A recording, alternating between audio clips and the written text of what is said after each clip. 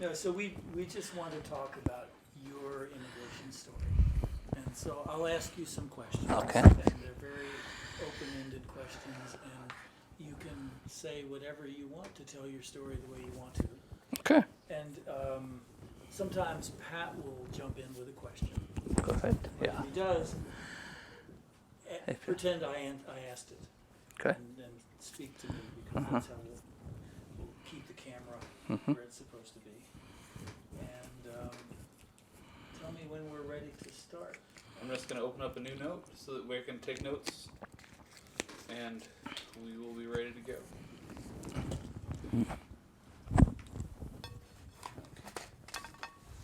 Perfect. Some papers give me some idea. There we go. There we go. And we're ready to go when you guys are. So we know this, but start by telling us your name and where are we sitting right now.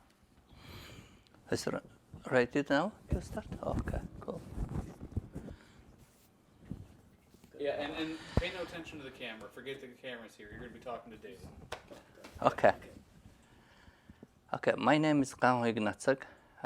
Right now we are in home in Arlington, Virginia, in Columbia Park.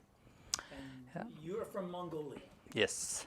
So paint us a picture of what your life was like growing up in Mongolia. Oh, Tell me about that. okay. I born in Ulaanbaatar, Mongolia, capital of Mongolia, in 1961. And my childhood was with the big family. I grew up with 10 kids my mother had, and a lot of family between our brothers and sisters. And during that time in Mongolia was like a socialist system regime during that time, and my mother was the same dresser, and my father was one of the technology engineer in government, and that's how was my childhood in growing up in Ulaanbaatar, capital of city. Yeah, So it was in the city. in the city. But did Yes. you go to the countryside? Did you have time? Yes, of course, because my grandparents was in Bayangor in western part of Mongolia, and every summer for children's vacation we went to visit to our grandparents when we was a child. Yeah, every.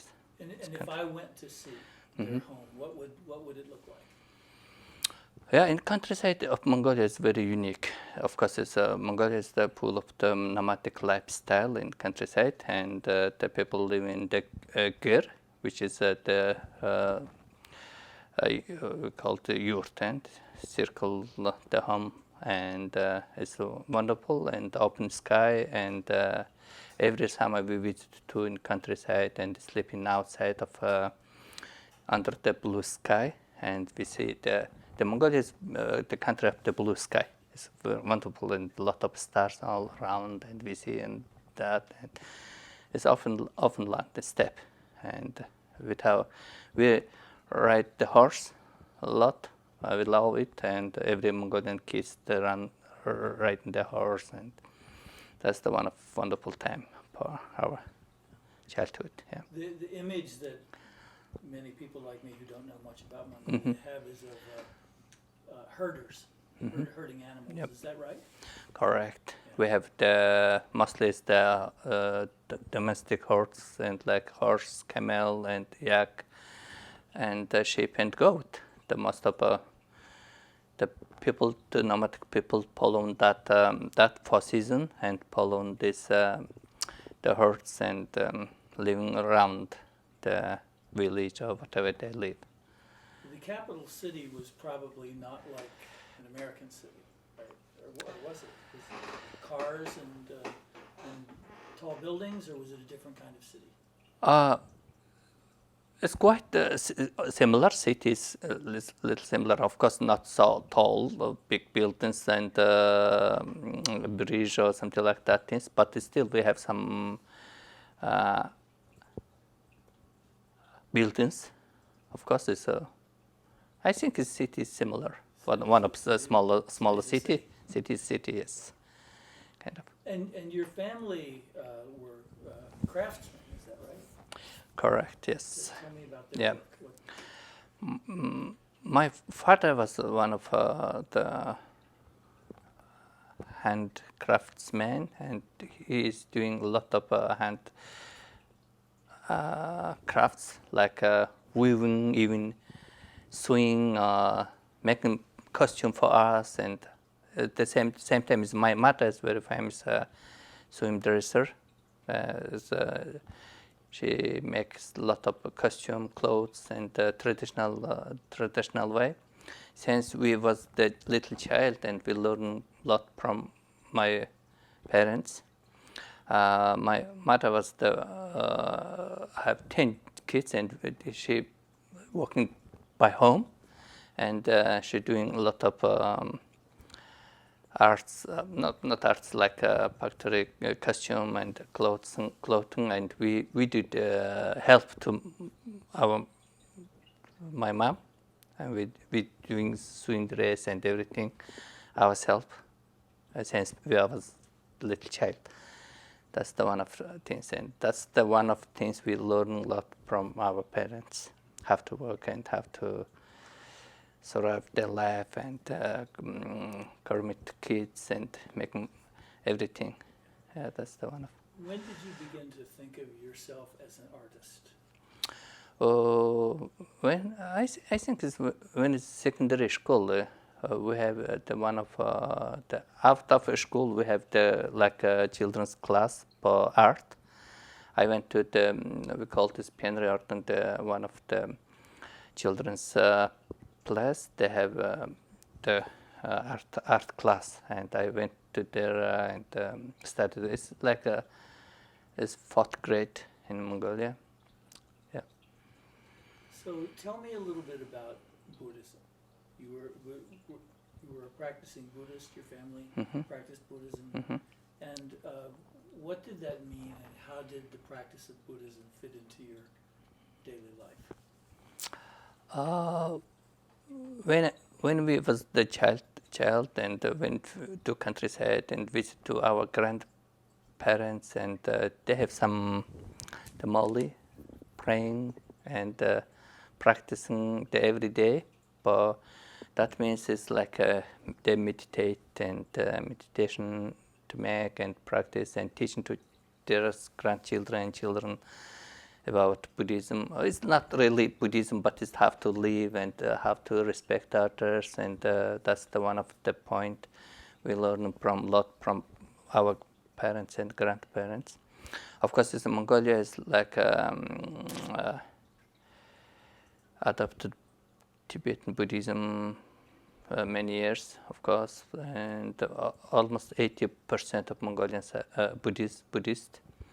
And even our home have some of Buddhist statue or something like that. We pray for that, and that's how we will learn a little bit about Buddhism when we was the child. But later on, when I became the artist, when I was the young, it's 1988. I started to my some project about making mask, and on that time I had one of a Buddhist teacher named Natsag. He is the one of a Buddhist Lama, and he taught to me a lot of about Buddhism, about mask, and he read to me the Tibetan Sanskrit Sutra and telling to me about Buddhism. Especially, I'm interested about the Buddhist masks, and they have some nice book about that. Written by Tibetan, and he translated to me and teach about that. That's the one. So the making of the masks is part of a larger tradition, right? And can you talk about that tradition? Yeah, of course, the Mongolia is the unique country. Of course, it's especially its climate is very dry and cold. But we have a lot of different kind of art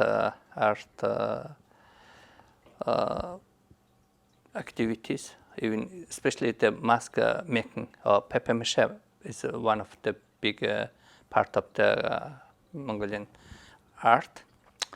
And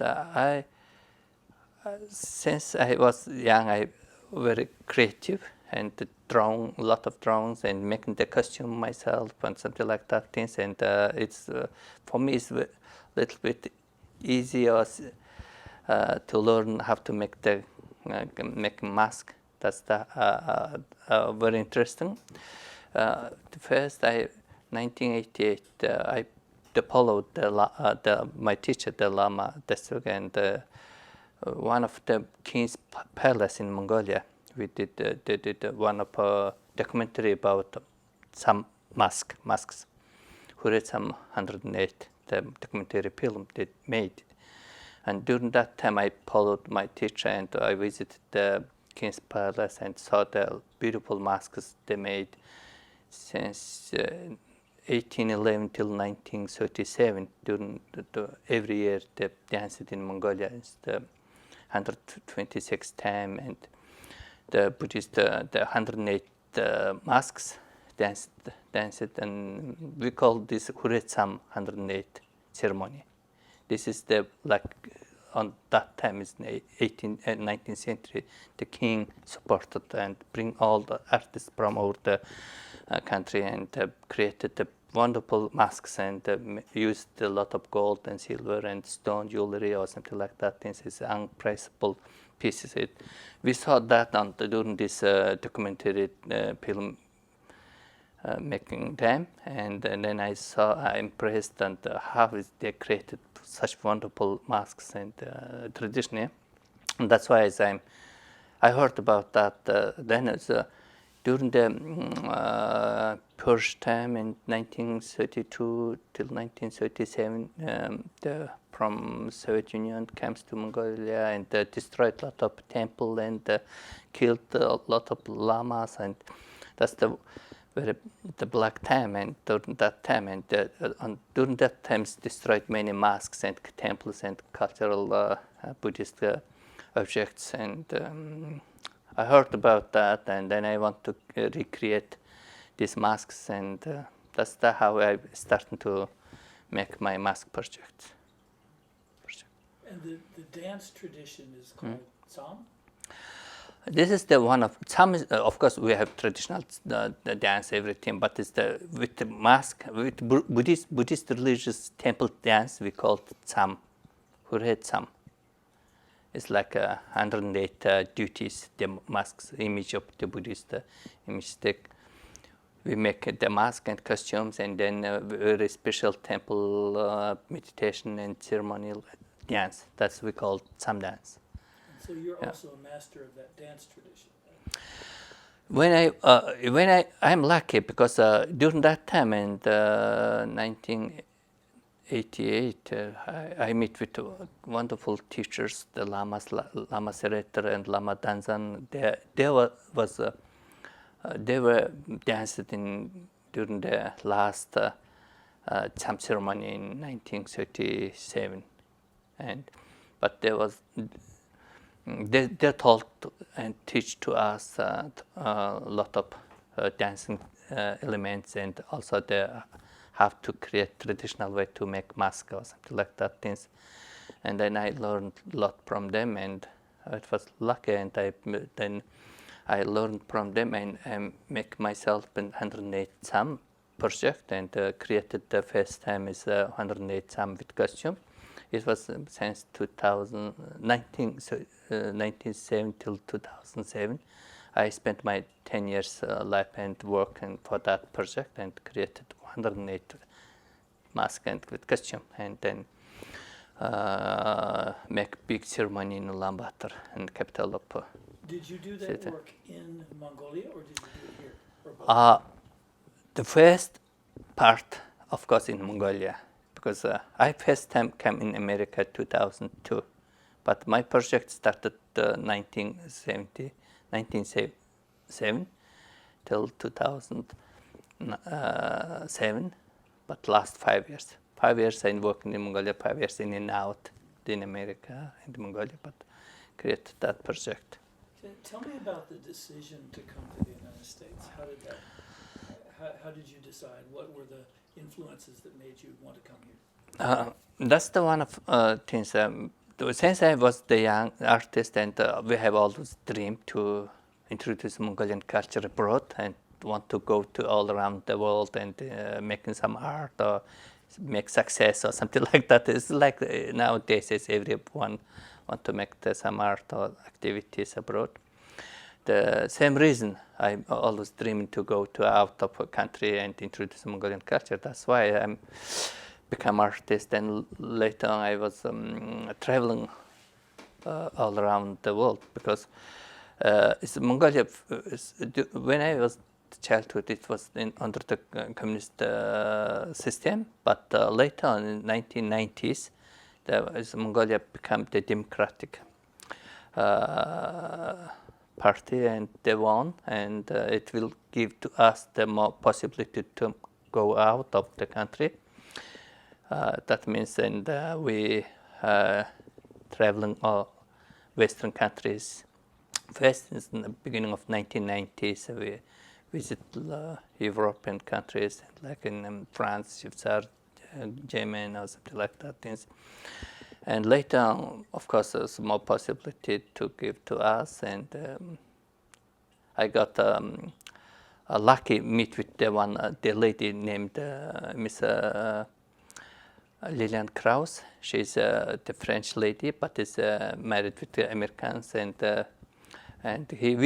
she visited to Mongolia in beginning of 1990s, and on that time I built my first gallery in Mongolia, Ulaanbaatar. I just finished to build my gallery and want to make open ceremony of our gallery.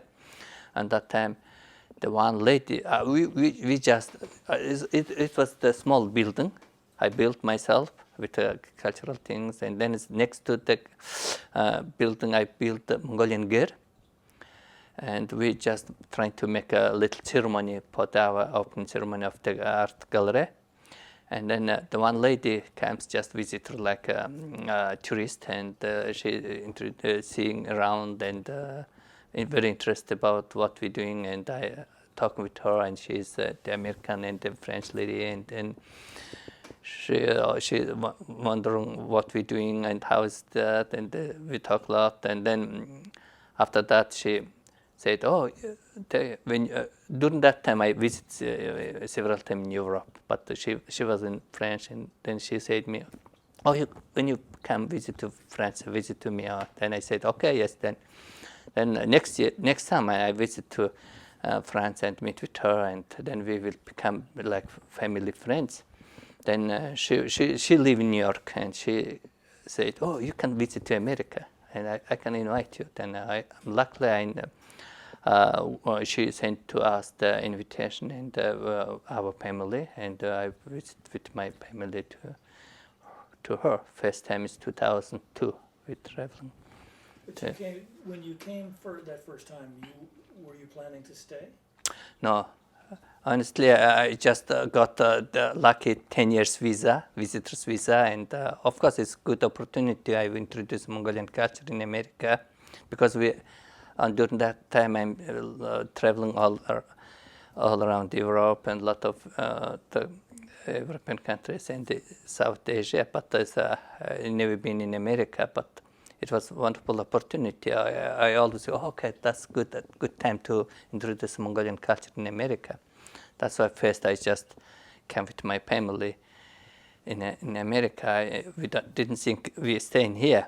But my wife is, she want to learn English, and she want to stay in here a little bit English or something like that. And of course in America is the one of land of the full of opportunity. We saw that, and when we visited in here, of course it's very interesting. For me, it's first time when I'm in America.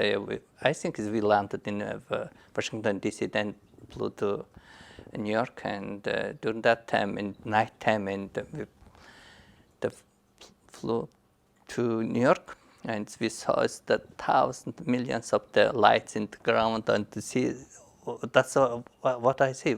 In Mongolia, we see the thousands of lights in stars in the sky, but here is the, I think it's the East Coast. Of course, the night is wonderful. We always to see through the window, wonderful the bridge, and it was a small jet, and that's the house we impressed. Oh, wonderful! Oh, how nice!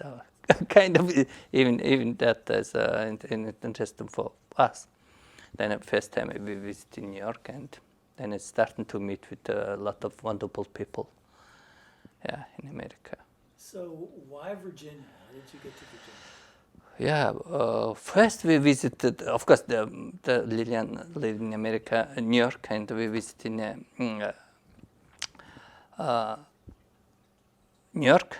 But after 2 weeks, and we decided, okay, we want to travel a little bit East Coast, and we first visit to in New Jersey, because it's not so far from Manhattan, and also one of historically, before I came in America, I created 108 dolls, and a big masks.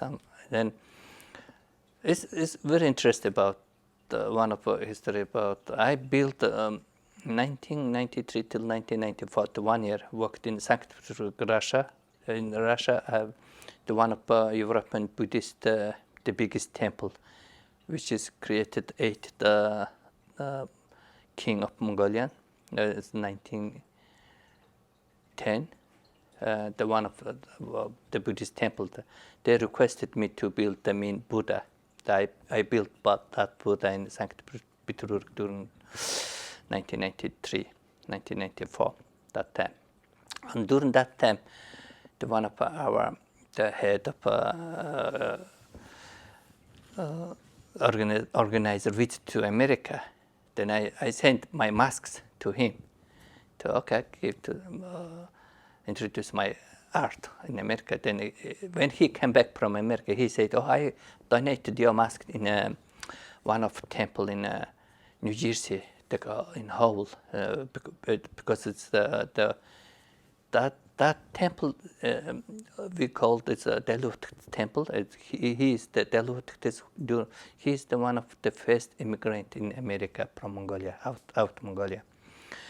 That's the one of course, I told about during the 1937 about Purge and killed a lot of monks and from Soviet Union or something like that. During that time, is very many high-rank slums immigrated from Mongolia to Inner Mongolia, to Taiwan, and to India or something like that. Things. And that time is the one of the researchers and writer Owen Latimer. He's the very famous Mongol scientist, Mongolian study, and he is helped to the Dalut that brought them in America, and they immigrated the first, and I think it's live in New Jersey. Then he started to build his little Mongolian temple. Later on, he brought his student, and they created one of a small Mongol temple in New Jersey. That's the house I know about. Before I came in America, I heard about that, and my mask came before me in New Jersey. Then I thought when I'm in America, I have only address this temple. I visited and I met with Jambal Tarshikwa, who is the Dalut student. He was over 100 years old, and still he was alive during that time. And then that's the house first I visit to New Jersey. Then after New Jersey, of course, we came to in Philadelphia. Is first about American history and flags, everything, Liberty Bell or something like that. We saw that. Then came to in DC, of course, Washington DC. Then when I visited in Washington DC, here's the Mongolian embassy, and a lot of the Mongolians already comes before us. And of course, it's the beginning of 1990s. Many opportunity to come. Many people visit in America, study, and some people is married in here or something like that things. And I meet with a lot of Mongolian community people, not lot, but many of them live. Then they tell them, oh, here is in Arlington, not in DC, but Arlington is the wonderful place next to DC, and very quiet and green, and this is the wonderful place to stay in here. And if you want to study or something like that, things you can stay here. And here is some of Mongolian community. They told to us about that, and then we decided, okay, why not? My wife want to study in here, and she got a student visa, and I still have 10 years visa. I went back to travel all around the world and traveling back Mongolia and coming here or something like that. Things. So there was a large Mongolian community here in Arlington, nearby, when you got here. Kind of big. Now it's bigger, but it's not really big. But it's I think it's. I heard about in America around maybe it's 25,000 Mongolians live all around America, but it's in this areas I heard about maybe 4,000 or 5,000 people. And nowadays, but before when I came in 2002, maybe it's hundreds people lived in here. But first Mongolian community, and they are in here. We meet with them, and that's the house the people like in Arlington area. Someone told me that Mongolian is either the third or the fourth most common language spoken at home In by Arlington. children in the schools. That's right. A lot of Mongolian kids. Right now, yes. Now, even our kids went to the Arlington the schools, and all the school principals and teachers love the Mongolian kids because they are very smart, and they say, oh, Mongolians is very good, and they learn fast and English or something like that things, and they brought more success for the school, and the school's name is growing up good or something like that things. And of course in Arlington area is a lot of Mongolians live in that area, and that's why it's the sort of of course English and Spanish, and then Mongolian speaking the people, the sort of Mongolians is living here. Am I right that you helped to start a Mongolian school here? Yes, we have, of course, when the Mongolians live in Arlington area, a lot of the people, different things. Of course, we need to teach our kids our culture and religion and whatever our tradition. That's why the language is important, of course, and then we created the Mongolian school in this area. The Mongolian community, the Mongolian culture center, or some other, many of Mongolians. Of course, we are first camps in first generation, kind of, and we have to create some of things what we know, what we brought from Mongolia, and build in, and for our next generation, our kids, and that's why we work hard in here, of course. Yeah. Why is that important to you that your children carry it on? Yeah. Carry on the cultural traditions. Yeah. A lot of people think of America as being a place where you come and you assimilate and you leave the culture behind, but you don't feel that way. Yeah. Of course, as Mongolia, we have wonderful tradition. Of course, every nation, everything. But Mongolia, we are proud of why we are Mongolians. The world wide knowing about Mongolia is about Genghis Khan. It's one of the king. Of course, everyone know about that. Everyone ask about where you come from, Mongolia. Oh, which Mongolia? Genghis Mongolia, or something like that. Things, and we are proud of that. We have to tell to our kids about that things. To why we are, what is roots for us. We have wonderful the descendants of the Genghis Khan, or whatever the people. We're proud because we think about we born from live near with the sky, very spiritual, and even the Buddhism taught to us a lot of things about connection and respect, oldest and tradition or whatever.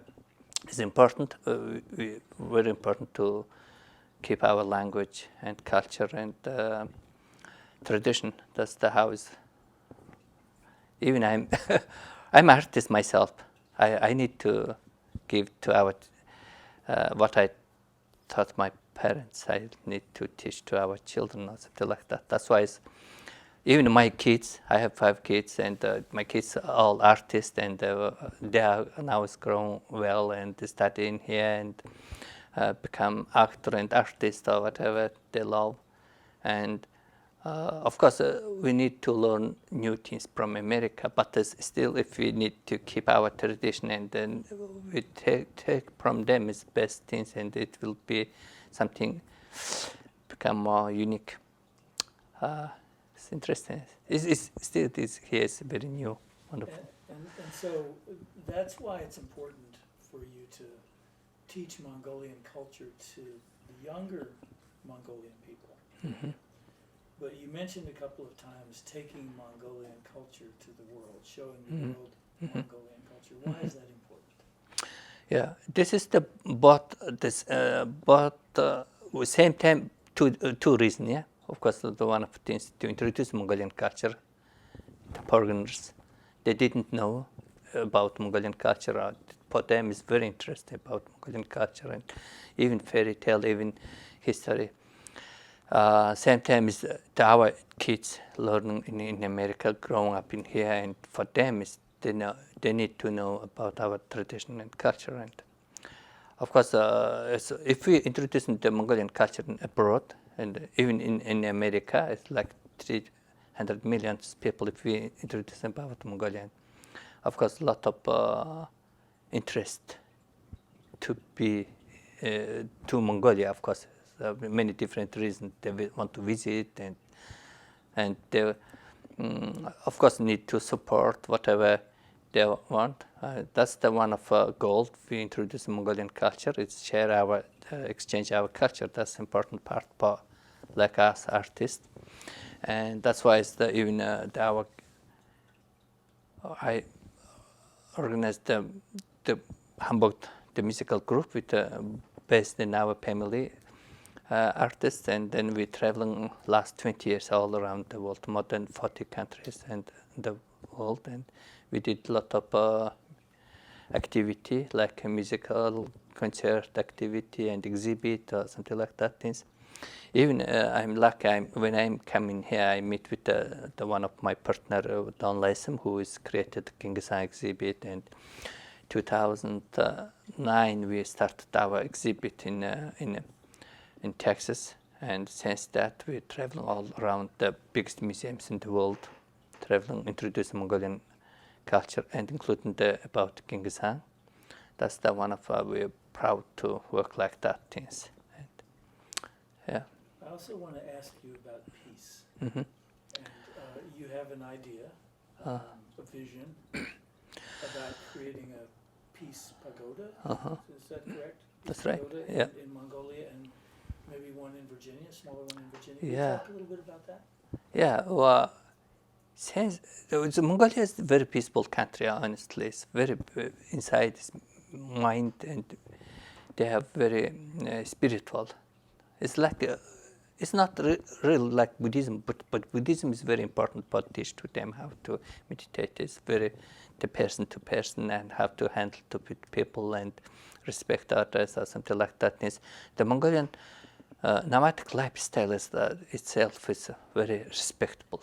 It respect nature, it respect people, and whatever we live in here, we have to be respect. That's the other side is very peaceful life, wonderful.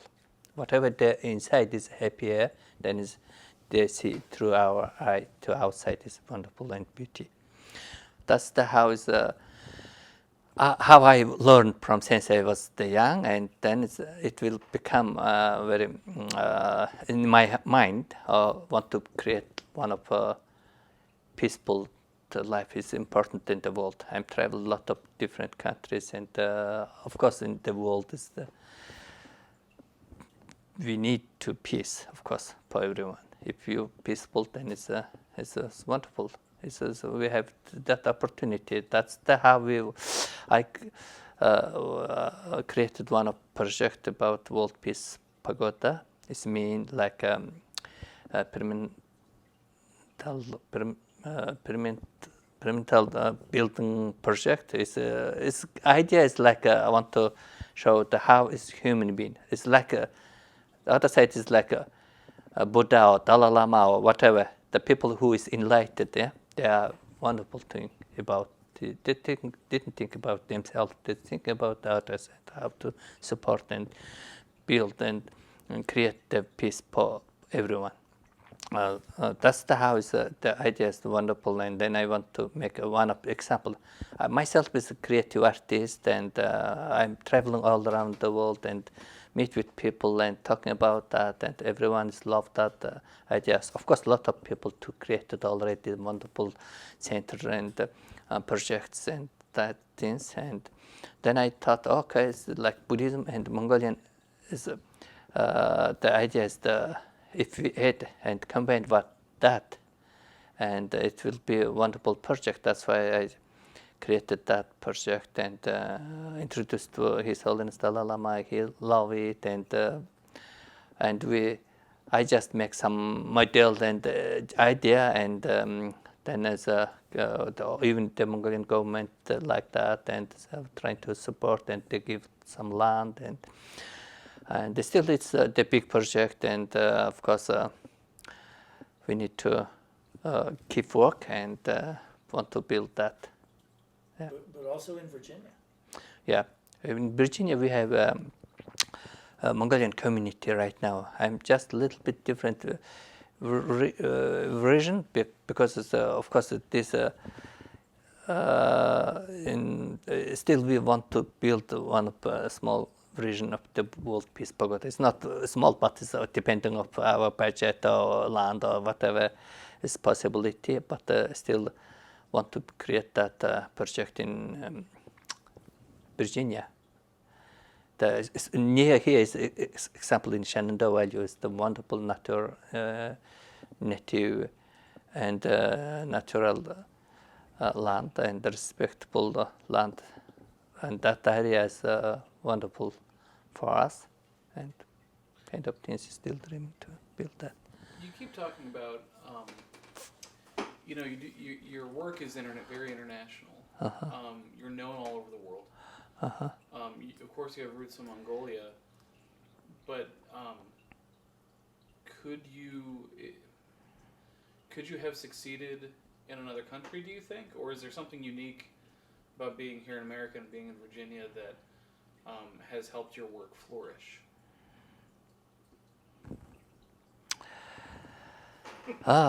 Okay.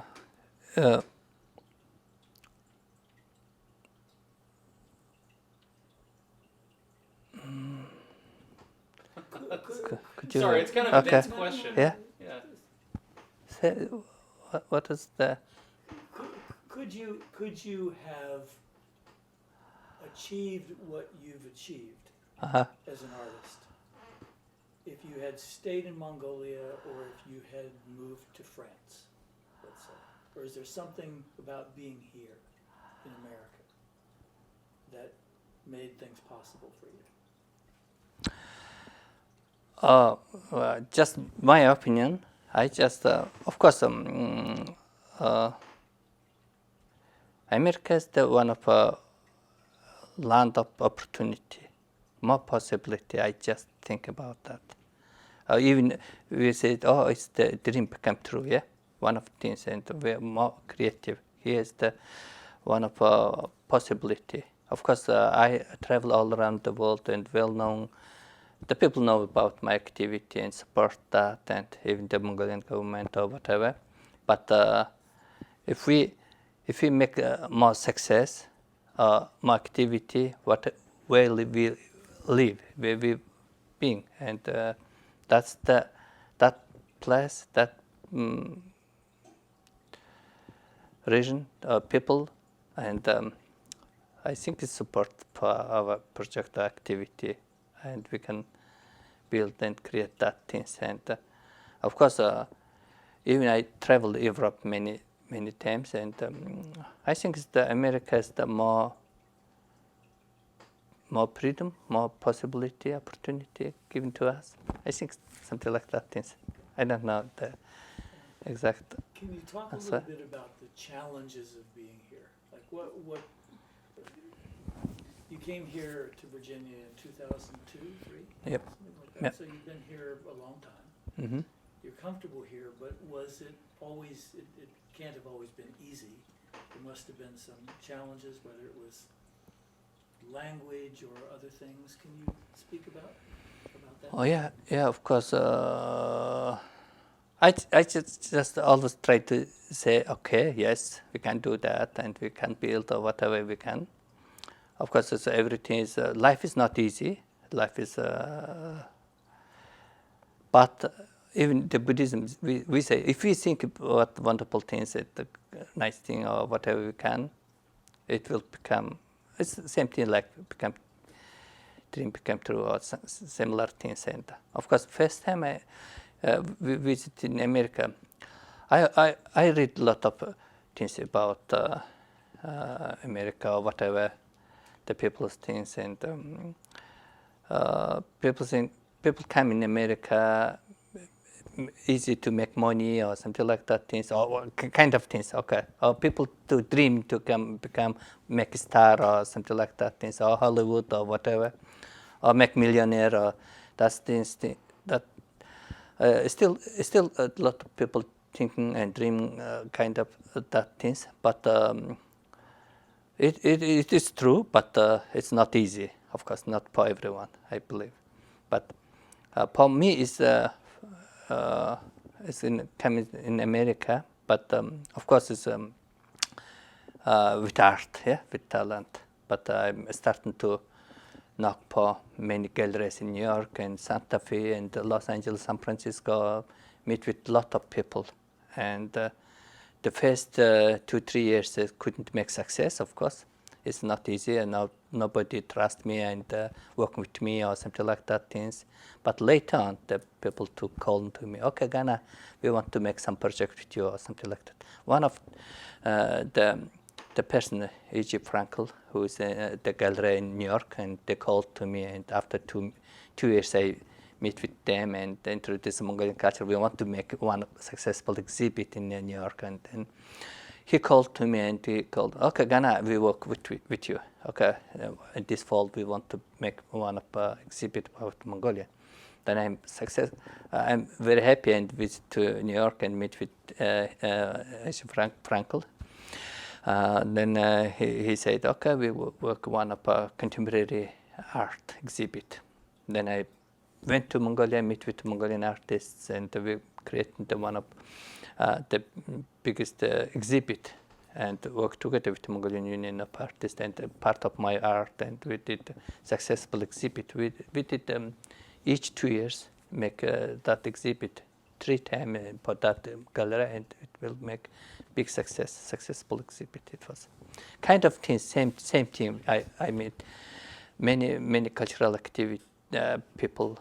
And even in Smithsonian Institute, we did a big festival activity, and I met with Bill Pitsuf, who is working there, and Carol Neves, the director of that Smithsonian Institute Analysis Department, and many people helped to us, and we did a lot of activity, even in Virginia, and here is the Art Commission of the Virginia, and Mary Briggs and John, and also in Folk Life Festival in Virginia, and meet with you guys and John and Lawman and everyone, and very supportive.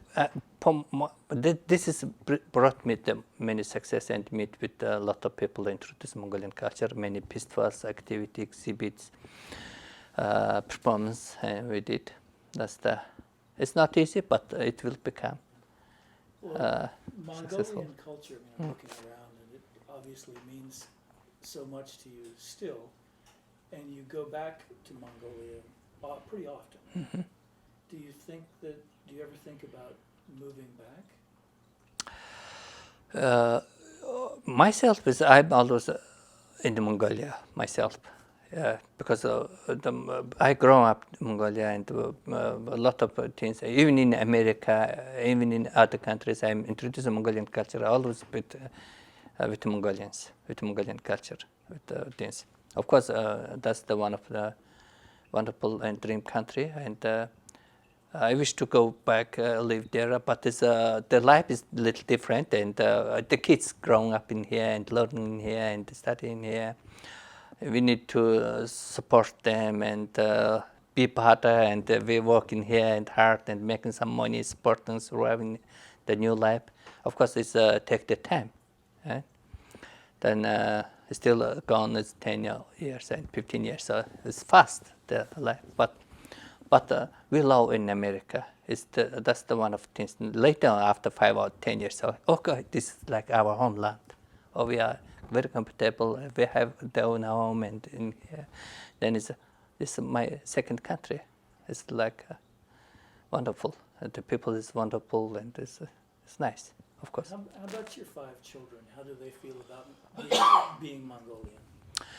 Oh yeah, my the oldest 3 daughters is already married and they live in Mongolia. I have 5 grandchildren already, or something like that. And young 2 children with us in here, and one of is my son, Sana. I have one son and 4 daughters, but Sana is become actor, and he's in here. He's worked with in Cinetic Theater, and he's become like actor, and it's wonderful. In Mongolia, it's very important that we have the son who's following the father's work things.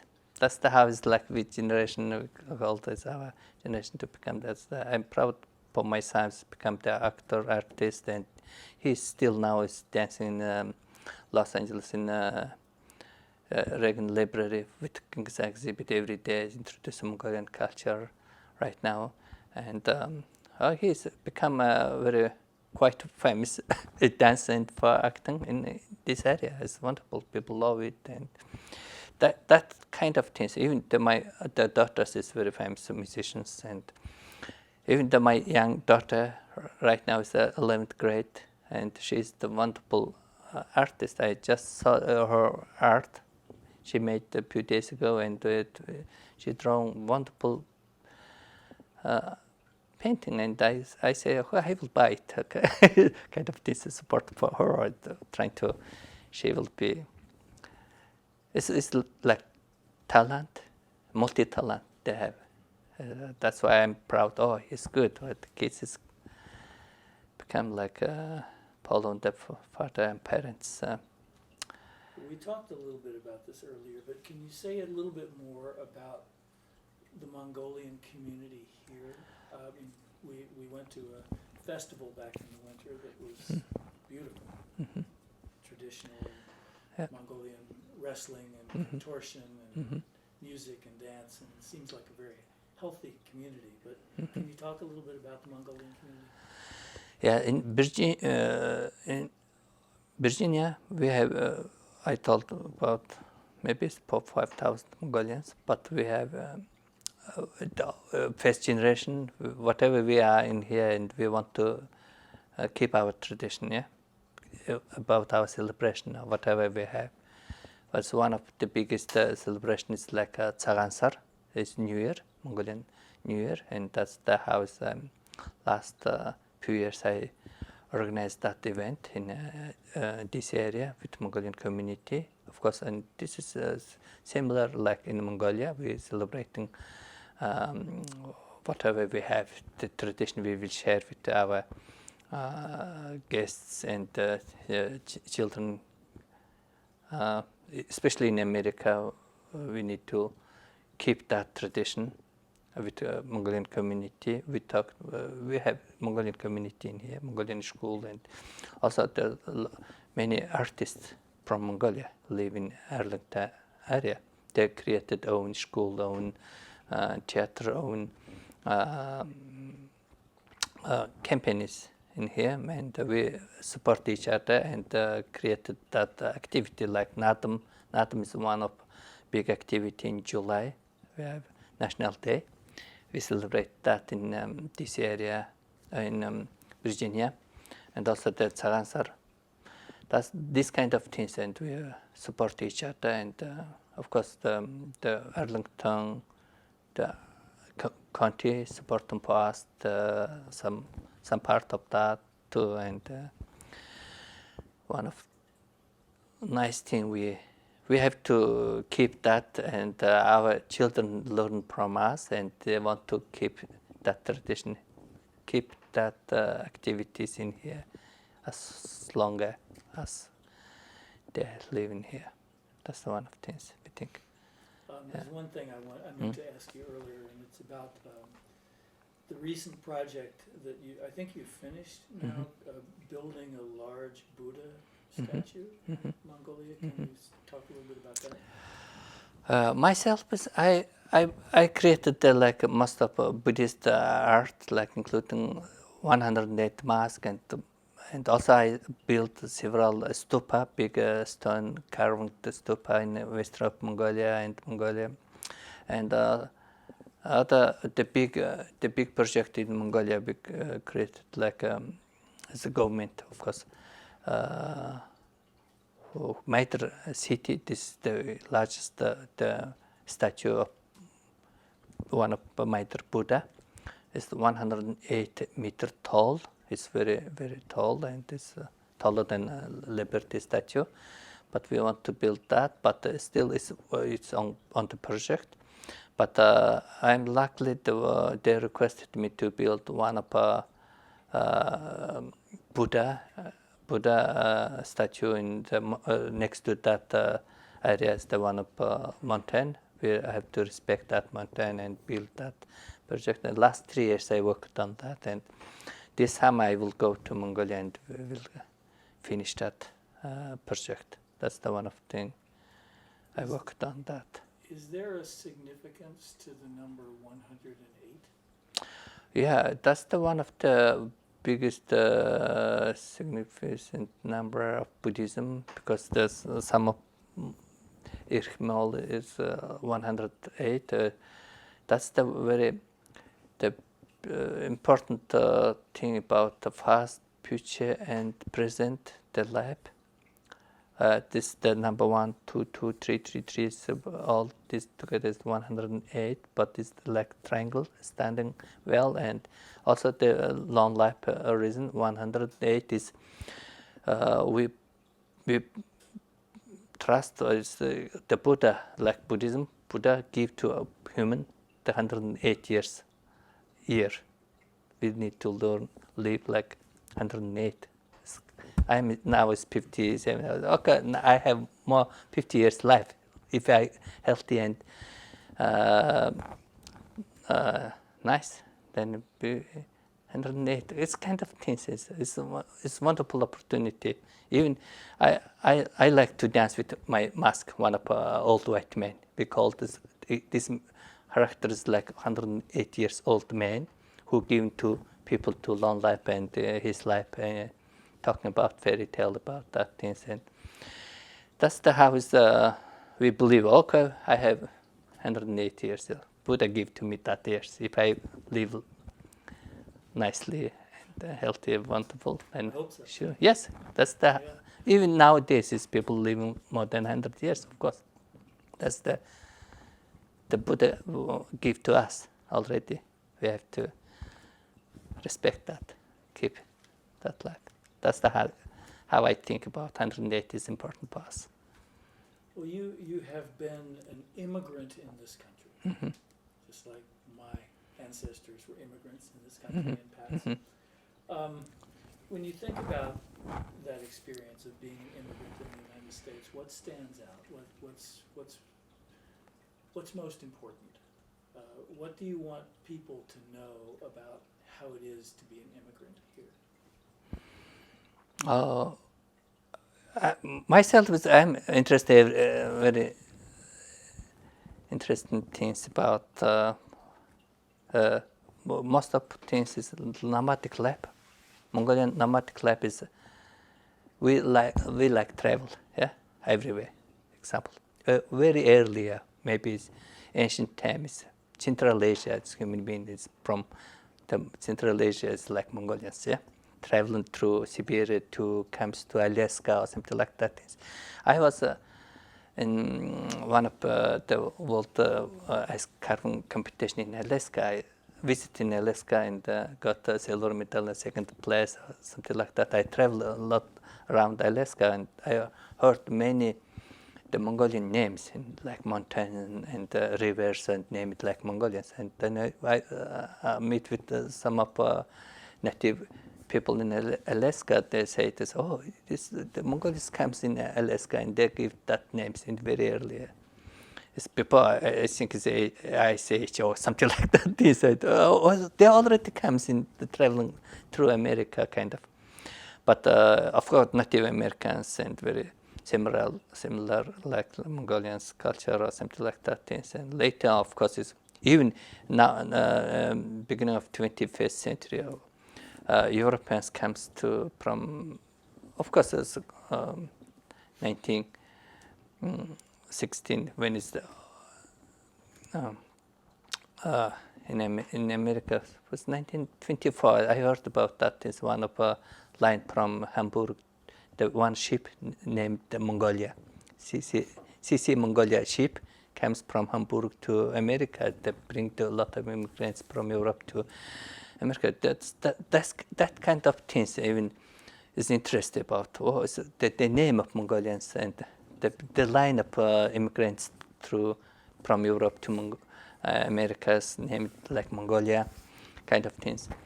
And also later on, I just mentioned about first immigrant from out of Mongolia, the Luhutakt. He is the one of the officially immigrated from. Of course, he is like political reason to come in here in 1949 and something like that. For us, is what I told about them is after a democratic, when we opened the Westerns and opened for opportunity to travel all around the world, and that's the one of things that we have blood of travel, going to looking for.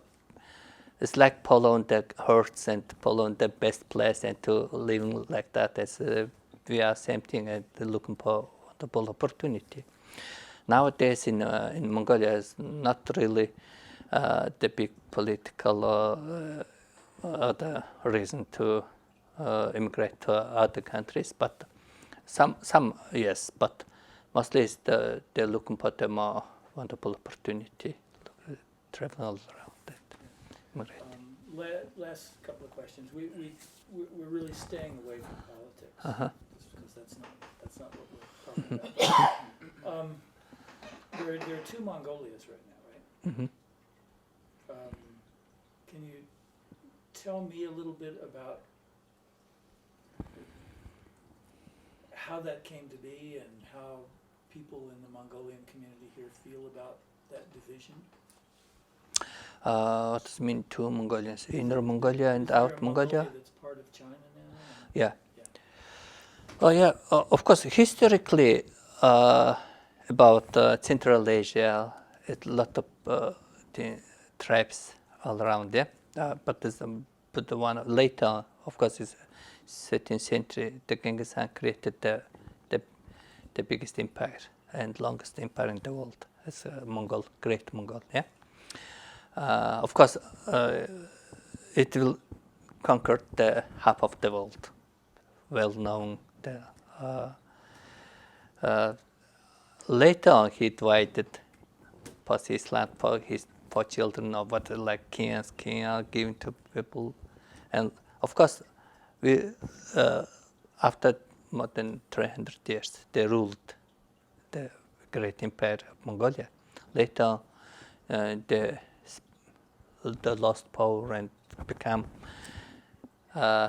smaller back, and then of course later Mongolians comes like under colon like in Manchu, something like that. And later, but it's still Mongolia, Central Asia. We keep our the land bigger, but there's later about end of 1990s, and of course become the China and Russia's the big political things, and they almost decide to make new line of border. And then during this time, they created a new border. This part is like China, this part is like Russia. And a lot of the Mongolian people stay in China, between China's border. They be called Inner Mongolians. And a lot of Mongolians stay in the Russian part. We called Buryat Mongolians, and like Helmik and Helmik twice a little different, but the many Mongolians live all around out of Mongolia. But still they have blood of Mongolians. They are Mongolians. But then it's beginning of 1990s. It's already new border, everything. We called ours independent Outer Mongolia, they called. And then it's the many biggest part in China. We called it Inner Mongolia. Now it's like the kind of divided, yeah. Well, last question, unless Pat has something else, but we hope that many people will see these interviews and learn from them. Is there anything that we haven't talked about that you would like to say about your immigration journey from a young boy growing up in Mongolia to a world-renowned artist in the United States today? Is there anything that you would like to say that we haven't talked about? Oh yeah, I think I'm one of lucky artists because it's the time when we born is wonderful, because we grow up in socialist system. We know what is the socialist regime, how we will grow up there. Of course, later on it's like democratic, or during the communist time we think about America as like capitalism, or something like that. It's different. We're feeling about different thing about America, or something like that. Later on it's become more open. We visit to Westerns and we visit to America. Even I visit in America, and I feeling of how the people is people, yeah, how they are nice. We are same thing. We are same human being. As political things or propaganda, or whatever, it's easy to change their mind. But if we understand, if we know the language and sharing our culture or whatever, we talk about that things, our feeling, we have same karma kind of things. We have human being. That's we have only one world. The world is our one home. We keep this our home, safety and peaceful. That's the very important part. Whatever you American, Mongolian, whatever national, doesn't matter. We have only one home, one. That's the one of things, and that's why nowadays, of course, even the world has changed very well and happier. We are during that time, and it's this wonderful time. We'll keep but it's very risky nowadays. It's even natural, even political, even many. Of course, the world is different. I just talking about wonderful side, of course, the light, the enlightened side, but we keep that part, and we peaceful life for our life. And we believe we have future life. Good. Yeah, it's wonderful. Okay. Thank you. Oh, you're welcome. Thank you so much. Great. Thank you. Yeah. Yeah. Thank you, Ganna. That was You're welcome. fantastic. That's a great place to end. I hope people will understand my English, but you will pick the